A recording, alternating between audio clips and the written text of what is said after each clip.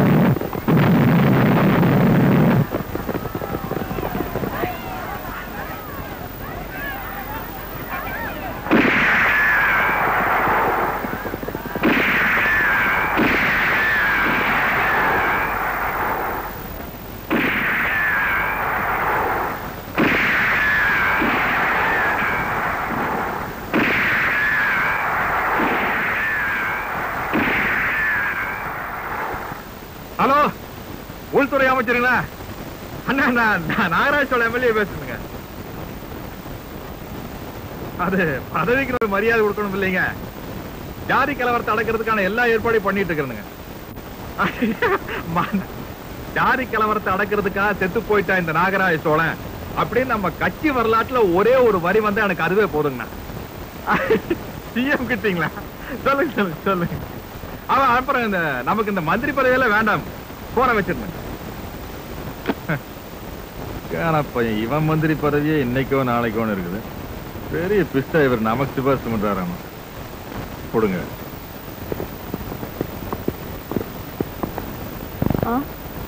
பந்தோபஸ்துக்கு வந்துருக்கிற போலீஸ்காரங்கள ஒருத்தன் அசப்ல நம்ம எம்எல்ஏ ஐயா மாதிரியே இருக்காமா. என்ன சொல்றீங்க?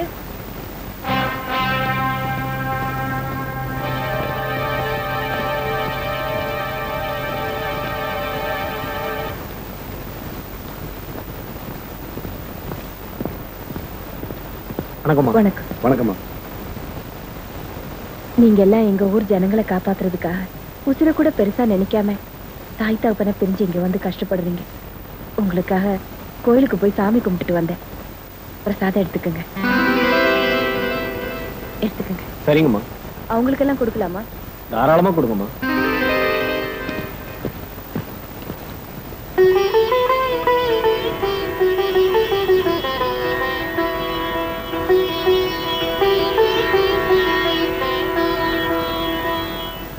அம்மா தாயே தாயம்மா, அம்மையும் அப்பனும் கைவிட்ட பிள்ளை, பொம்மை போல் தனியாக தானாடும் பிள்ளை, அனாதை பிள்ளை. உன்னை கண்டால் தாயாக தோன்றுவதென்ன, உன் கண்களின் அன்பென்னை ஆட்கொள்வதென்ன, எந்தன் தாயே நீதானா, தாயே அம்மா தாயம்மா.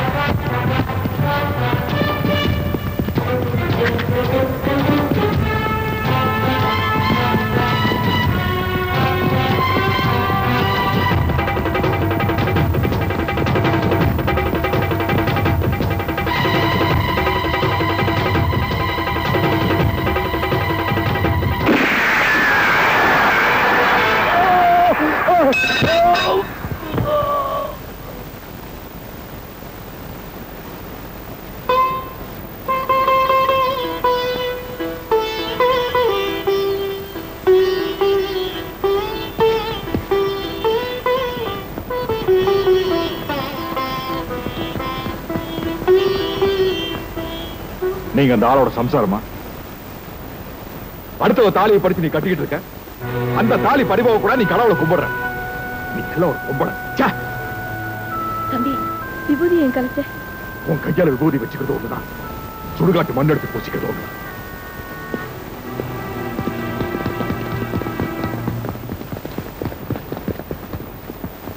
பரவாயில்லப்பா, நம்ம உசுரை காப்பாத்துறதுக்கு கூட இந்த ஊர்ல ஒருத்தர் பிறந்திருக்கிறேன்.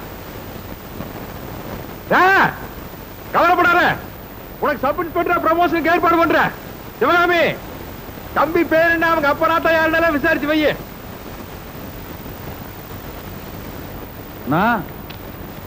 எல்லாரும் எங்க போயிட்டீங்க? நாங்க அதுல போய் பிடிக்கலாம்ட்டு அப்படியே சுத்திட்டு போனோமுங்க. சொல்றா. ஆமாங்கண்ணா. அப்புறம் பார்த்தா இங்க ஒருத்தர் அருவாளோட ஒடியாரானுங்கண்ணே. நான் கூட அவனை பிடிக்கலான்னு தான் போனேன். துப்பாக்கி வச்சு நிக்கிறாங்க நடுவுல. இவர் வந்து உள்ள குறுக்காடு வந்து. அப்புறம் துப்பாக்கி சத்தமெல்லாம் கேட்டுது, ரத்தத்தையே காண வெள்ளை சொல்லையுமா நிக்கிறீங்க. ஏதாவது ஜாகரம்னு எதிர்பார்த்தீங்க? உங்களுக்காக உயிரை கொடுக்கறத பத்தி இல்லைங்கண்ணா, உங்களுக்கு அப்புறம் கட்சி காப்பாற்றணும் இல்லைங்க. அக்கா பாக்குறாங்க.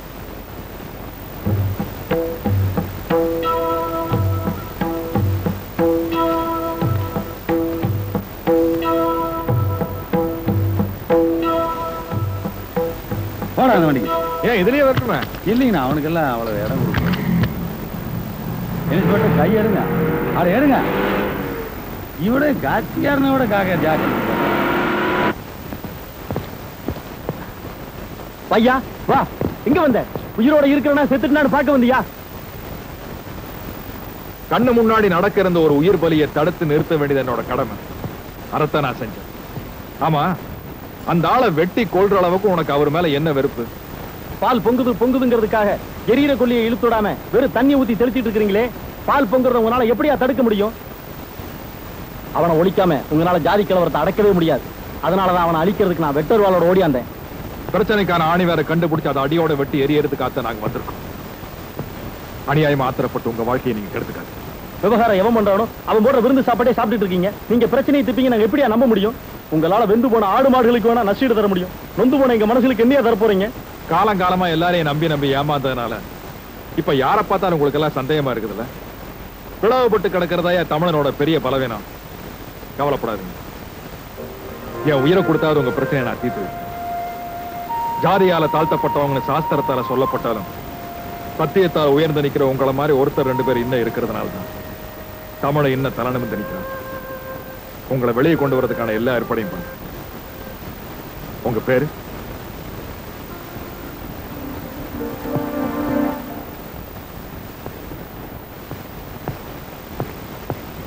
அமாவாசை.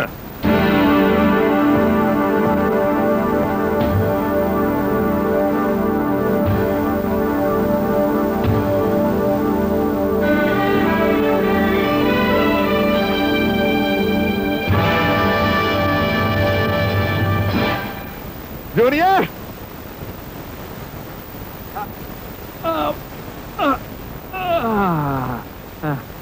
என்ன தடுமாறுது? வயசாயிருச்சு. மப்பு 6வது ரவுண்ட்ரா. 6வது ரவுண்ட்லயும் கூட மப்பு ஏறலன்னா அந்த கருமத்தை என்னத்துக்கு குடிக்கணும்? பார்த்து வாந்தி எடுத்துறாரு. எவ்வளவு பிறந்த உங்க அம்மா ஜாதியில் பிறந்திருக்கலாம் இல்ல? ஏன்டா அப்ப நன்னையாட்டுமே பிறந்த? அப்புறம் ஏன் போய் ரிசர்வ் போலீஸ்ல சேர்ந்த? நம்மளை வந்து பாத்துருந்தீங்கன்னா இன்ஸ்பெக்டர் ஆக்கி விட்டுருப்போம்ல. நல்ல சிட்டியில லா அண்ட் ஆர்டர் கிடைச்சுன்னா செம்ம சொல்ற. நீ பேசல, உனக்கு பிறவி திமிரு. உன்ன ஒருத்த வெட்ட வந்தான்ல, அப்பவே கண்டுக்காம விட்டு உன் கதை முடிஞ்சிருக்கு. இப்ப இப்படி மப்புல உளறிட்டு இருக்க மாட்டேன். அதான்டா பிளட் ரிலேஷன்ஷிப் அப்படிங்கிறது. என்னதான் இருந்தாலும் பெத்ததாப்ப கண்ணு முன்னால ஒருத்த வெட்ட வரும்போது எந்த மகனாலையுமே பார்த்துட்டு சும்மா இருக்க முடியாது. அவன் வெட்டி நீ செத்திருந்தா புதைக்கும் போது ஒன்ன மட்டுமா புதைப்பாங்க? நீ செஞ்ச அநியாய அக்கிரமம் எல்லாத்தையும் சேர்த்தியில புதைப்பாங்க. ஜாதி கலவரத்தில் சாகடிக்கப்பட்ட நாகராஜ சோழன் எம்எல்ஏ அப்படின்னு 8ஆம் கிளாஸ் பாட புத்தகத்துல உன்னை பத்தி பெரிய இவ்வுரு மாதிரி எழுதுவாங்க. எதிர்கால மாணவர்கள் ஒரு தப்பான வரலாறு படிக்கிற மாதிரி ஆயிருக்கு. அதனாலதான் தொலைஞ்சு போதுன்னு உன்னை காப்பாத்து. பேசுமானே பேசு. ஒரு பேச்சாளனுக்கு மகனா பிறந்துட்டு இந்த ரேஞ்சிலையும் கூட பேசுறேன்னா அப்புறம் உங்க அம்மாவுக்கு நான் அல்வா கொடுத்ததுக்கு அர்த்தமே இல்லாம போயிருக்கு. ஆனா நீ வயசுல இருக்கீங்களே, நான் அவகிட்ட சொன்னேன்டா, தாயமா 8 1 கருத்தடை மாத்திரை வைக்குது, வாங்கி முழுங்கி தரேன்னா கேட்கவே மாட்டேன்ட்டா. நான் அவளை ஏமாத்தினா அவ எதை ஏமாத்திட்ட. நீ செஞ்ச அநியாயம் அக்கிரமம் மொல்ல மாறித்தனம் எல்லாத்தையும் ஜனங்களுக்கு தெரியப்படுத்தினதுக்கு அப்புறம் நானே உன்னை நடு ரோட்ல நாய் மாதிரி சுட்டு தள்ள போறேன். சவாலா கண்ணு? சவால் தான். அதான் உங்களுக்கு எல்லாம் கை வந்த கலையாச்சு. ஆனா அது மைக் எடுத்திருக்கா ஒரு சவால்ரா. அதை எதிர்கட்சிக்காரனு மறிக்க மாட்டேன், நாங்களும் மறிக்க மாட்டேன். சவால் விட்டு மேடையில இருந்து இறங்க மறந்து போறதாச்சு. ஜனங்க தான் ஞாபகம் வச்சுட்டு ஒருத்தனுக்கு ஒருத்தர் அடிச்சுட்டு இருப்பானுங்க. உன்னோட அரசியல் லாபத்துக்காக நீ ஜாதி கலவரத்தை தூண்டி விடுறியே. வன்முறைங்கிறது கைப்பிடி இல்லாத கத்தி மாதிரி, ரெண்டு பக்கமும் கூர்மையா இருக்கு. நீ வேணா பாரு கலவ, ஒரு நாள் அதுவே உன்னை டாரு டாரா கிழிக்க போகுது. பாலிடிக்ஸ் பின்றியாடமான நீ அரசியலுக்கு வந்துட்டேன்னு வச்சுக்க. நம்ம கட்சிக்கு நான் தான் தலைவர், நீ பொதுச் செயலாளர். ஒருத்தனுக்கு போஸ்டே கொடுக்க கூடாது. எவனாச்சும் எடுத்து கேள்வி கேட்டான்னு வச்சுக்க, கட்டம் கட்டி மன்னிப்பு கடை எழுதி கொடுத்தாச்சுன்னா நம்ம நாட்டு அரசியலே இவ்வளவுதான். உஸ் இஸ். அரசியல் புனிதமானதுதான். அதுல தன் இனத்துக்காக போராடுற நல்லவங்களும் இருக்கிறாங்க, உன்ன மாதிரி இஷ்டத்துக்கு வாங்கி திங்கிற பன்னிகளும் இருக்கு. பன்னிகள் கூட்டம் அதிகமாயிட்டதுனால அதுல சாக்கடை நாத்தம் அடிக்குது. பன்னிகளை அடிச்சு துரத்திட்டு டெட்டால் ஊத்தி கழுவிட்டோம்னா நீட்டா இருக்கும். தூக்குடா. அதுக்கு இன்னும் 3 பேர் வேணும்.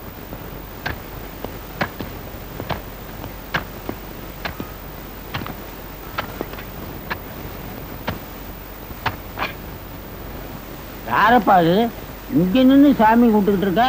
25 வருஷத்துக்கு முன்னாடி எங்க அம்மாவை இங்கதான் அடக்கம் பண்ணாங்க. ஐயா, எது அவங்களோட சமாதி எனக்கு தெரியல.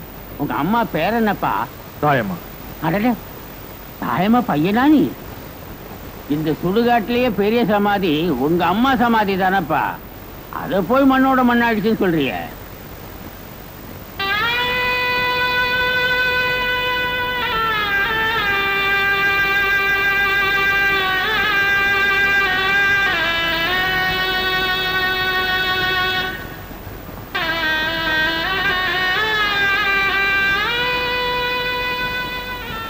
எங்க அம்மா சமாதியில் உங்களுக்கு என்ன வேலை? உங்க அம்மா உனக்கு மட்டும்தான் தெய்வம் நினைச்சியா? நான் கும்பிடுற தெய்வமும் உங்க அம்மா தான். உன் வயசுக்கு இதெல்லாம் உங்ககிட்ட சொல்லக்கூடாது.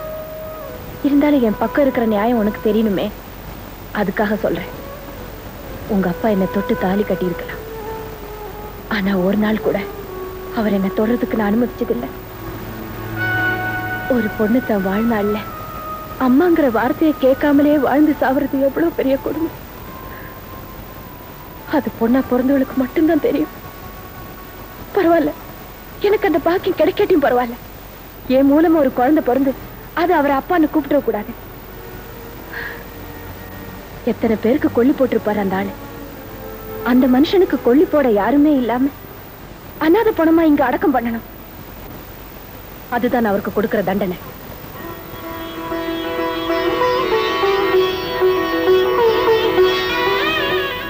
என்னப்பா, உங்க அம்மா சமாதிக்கு சாமி கும்பிடு வந்துட்டு என் காலில் ஏன் விழற? எங்க அம்மா இன்னும் உயிரோடு இருக்கும்போது நான் எப்படிமா சமாதி கும்பிட முடியும்?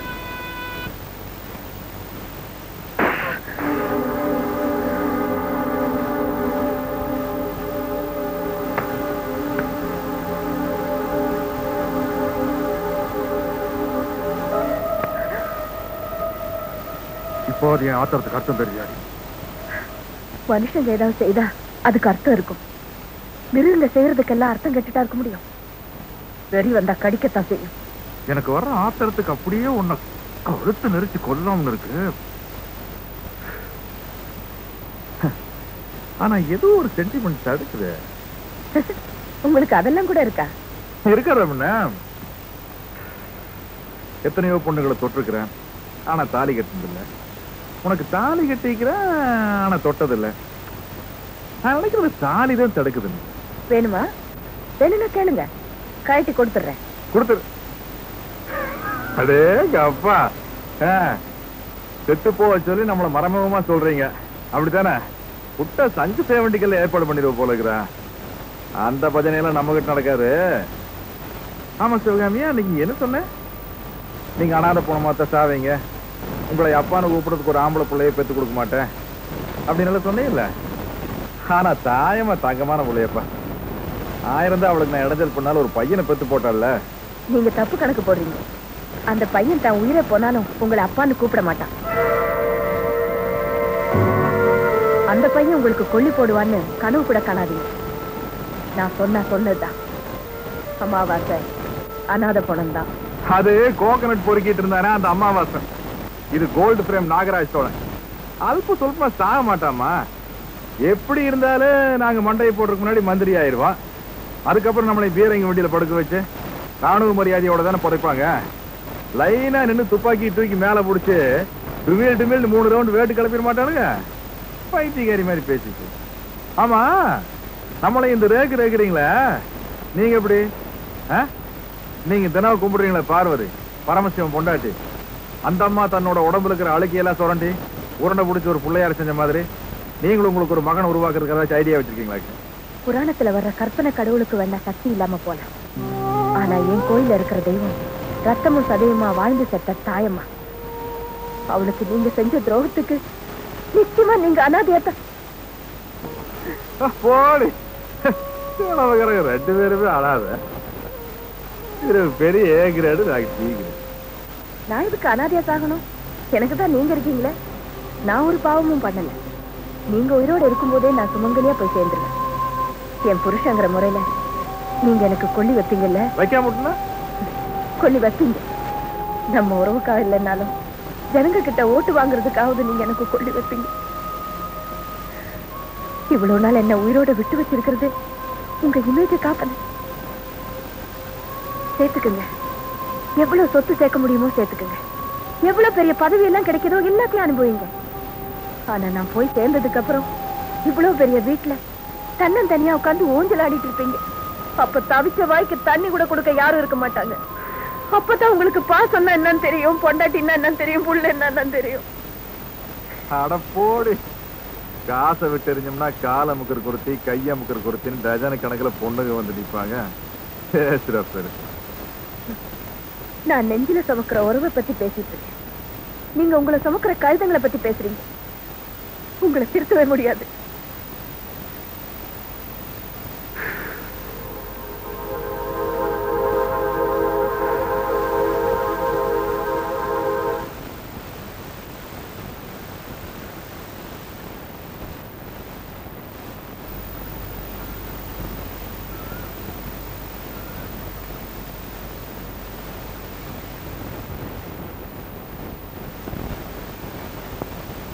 தங்கவேலா, ஏனப்பா இந்த ஊருக்காரர் பண்ண தப்புக்கு அந்த பிள்ளை என்ன பண்ணுவான்னு மனசாட்சி சொல்லுதாச்சு. பிள்ளையை பார்க்கணுமா? என்னமோ தெரியல மாமா, அந்த பொண்ணை பார்த்துட்டே இருக்கணும் பேசிட்டே இருக்கணும்னு தோணுது. ஆமா, இதுக்காகத்தான் கல்யாணம் பண்ணிக்கிறாங்களா? உனக்கு தெரியாதா இருக்கு? சரி, நம்பிட்டேன்னு வச்சுக்கா. இப்போ அந்த பிள்ளை கூட பேசணும் நீ. ஆமா, இப்ப அந்த கிளாஸ் ரூம்ல உட்காந்துருக்கோம். அதை பத்தி கவலைப்படாத. உரகாலியா வா. அண்ணாச்சி, போன் பேசிக்கலாங்களா? 3 ரூபா கொடுத்தா தாராளமா கொடுக்குறோம். கொடுங்க.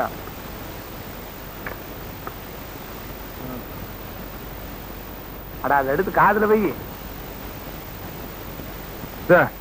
அந்த பொண்ணு படிக்கிற பள்ளிக்கூடத்தோட போன் நம்பர் உங்களுக்கு எப்படி தெரியும்? கான்வென்ட் கரப்ஷன் கவுண்டரு, என் கிளாஸ்மேட். ஹலோ, நம்ம அம்மனி படிக்கிற பள்ளிக்கூடமுங்களா? அங்க குயிலுன்னு ஒரு பொண்ணு +2ல பி பிரிவுல படிக்குது. அவங்க பாட்டிக்கு உடம்பு சரியில்லை, கொஞ்சம் பேச சொல்லுங்க. சும்மா நேரம் அனுப்பிச்சிடாதீங்க. அவங்க பாட்டி பேசிக்கிட்ட போன்ல பேசணுமா. போற உயிரை போன் கிட்ட புடிச்சு வச்சிருக்கிறேன், கொஞ்சம் பேச சொல்லுங்க. டீச்சர், குயிலோட பாட்டி சீரியஸா இருக்காங்களா? போன் வந்திருக்கு, ஹெட்மிஸ்டர் கூட்டிட்டு வர சொன்னாங்க. குயிலே குயிலே குயிலே, ஏய், உங்க பாட்டி சீரியஸா இருக்காங்க. அப்படியா? சரி, நீ போ. ஐயோ, சத்தியமாடி, உங்க பாட்டி சாவ போற நிலைமையில இருக்காங்க. பாட்டி!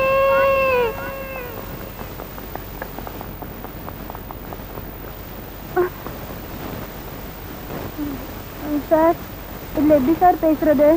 இத காதுல வச்சுக்க, இத வாயில வச்சுக்கணும். சரி. ஆத்தா, ஆத்தா, போன் எடுத்தா அலோன்னு பேசணுமா? ஆத்தா ஆத்தானா ஆத்தா வராது இல்ல. ஹலோ, நீங்க யாருங்க பேசுறீங்க? டாக்டருங்களா? டாக்டர் இல்ல, கம்பவுண்டர் இல்ல, தங்கவேல். ஐயோ, நீங்களா? என்ன வேணும்? நான் ஒண்ணு உங்ககிட்ட பேசுறதுக்காக போன் பண்ணல. உன் தங்கச்சி கிட்ட ஒண்ணு கொடுக்கணும், அதை கூப்பிட சொன்னா உன்னை கூப்பிட்டாங்க. அவ ஒண்ணும் இல்ல, அவ கிளாஸ்ல இருக்கா. சரி நான் கொடுக்குறேன், நீ கொடுத்துறியா? போன்ல எப்படி கொடுத்தீங்க அவளுக்கு? அதெல்லாம் தாராளமா கொடுக்கலாம் பாரு.